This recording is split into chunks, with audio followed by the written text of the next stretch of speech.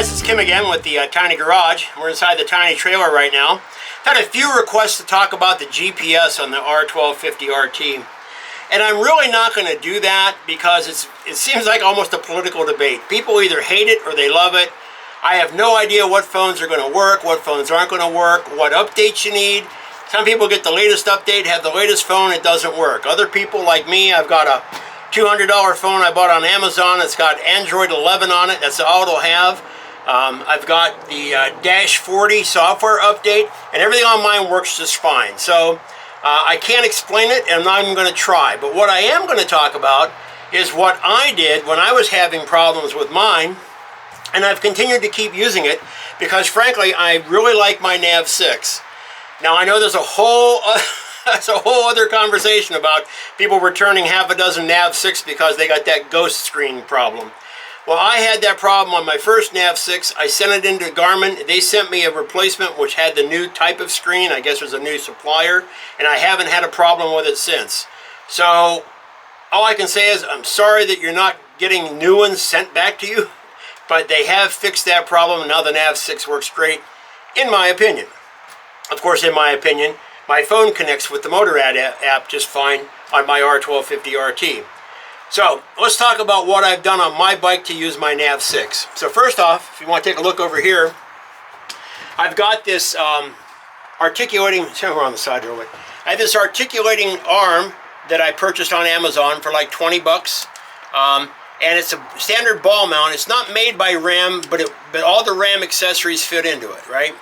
So I have a video on YouTube where I replaced my screws that I have here with ball mount screws, as you can see here, with the little I put the little ball caps on the end made by Ram, and so I have two of those on my bike. That's how I got around being able to use Ram mount stuff.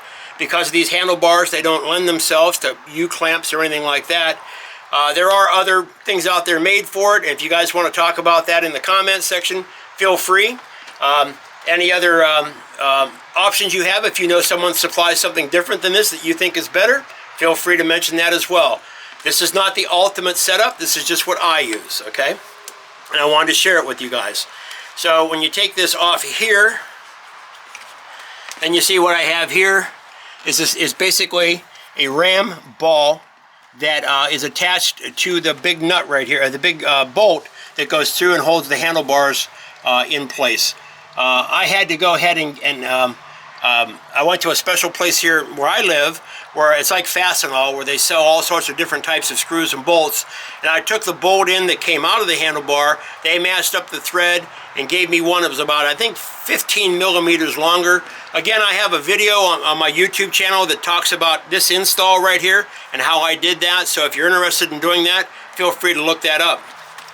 So here's the mount right here. Now, what this is, for any of you that have owned a K1600 in the past, this is the mount that goes inside of the K1600 dashboard, and then this cabling right here is what connects to the rest of the bike for USB connections, power connections, the automatic brightness and dimming feature that on the K1600 that controls the brightness of the GPS. That's what this is. You can actually buy this. I believe it's made for the the Zumo, the 660 Zumo. If you look online, you'll see this connection. This bolts pattern right here basically it's a standard. I forget what it's called, an AMD or AME AMPS. AMPS. Thank you, Jeff. And it bolts right up to a standard Ram ball mount plate. So all I did was I actually bought this from a guy online. He had a brand new still, so I got a good deal from him. But you can still buy it online. I think it's $150. And what you do is, let me show you my Nav 6 here real quick.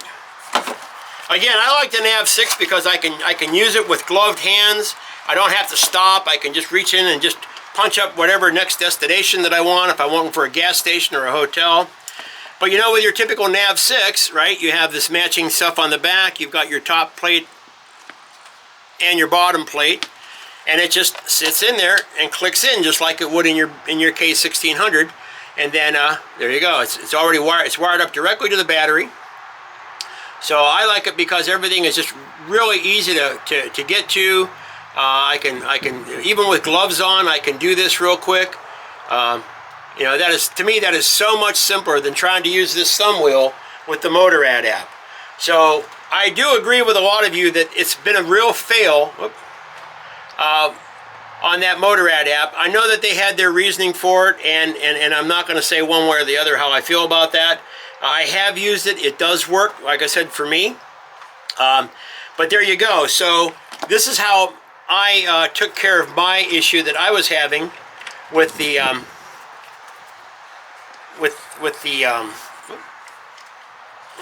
I put that on backwards.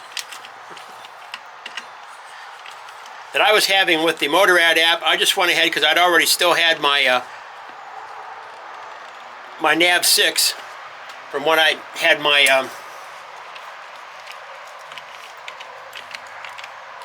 what the hell did I do?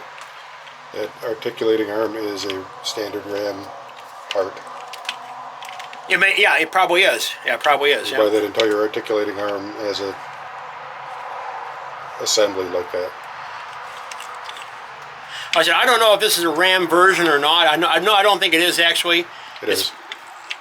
This is? Yeah, because I bought it. Oh, well, I knew that, but I didn't realize it was made by RAM. Yeah, that's RAM. Okay, well, good. So there you go. So all set up. Doesn't take very long. Unless you're trying to film it and show a bunch of people.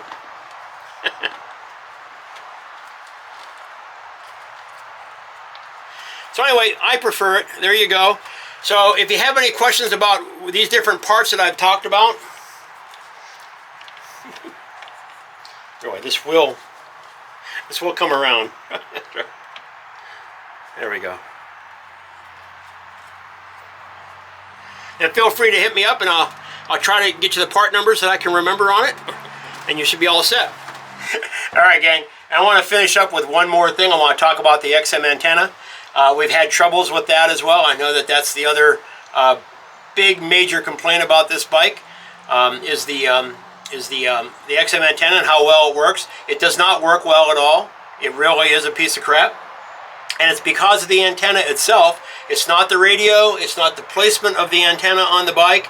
It's the actual antenna that they chose to go with, which even when you take a look at it, looks very cheaply made. So what I did was I went to Amazon. I bought a regular Sirius branded, just small little plastic square antenna that you see, little smoke glass cover on it.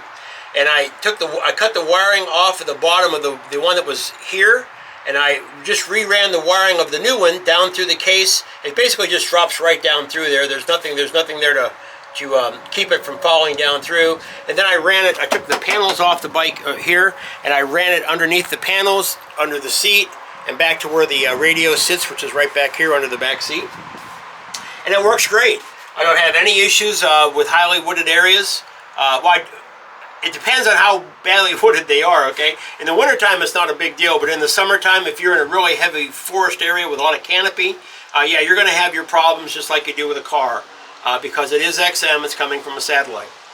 But some people have put them on their back bag, their trunk, and that's fine too. I didn't want to have it showing, that's why I put it back in its original position. So if you want to do that, I have a video online that shows you how to do that as well. So feel free to ask me any questions on this or any of my other videos. Select like if you like the info that I've given you today, and please remember to subscribe to my channel.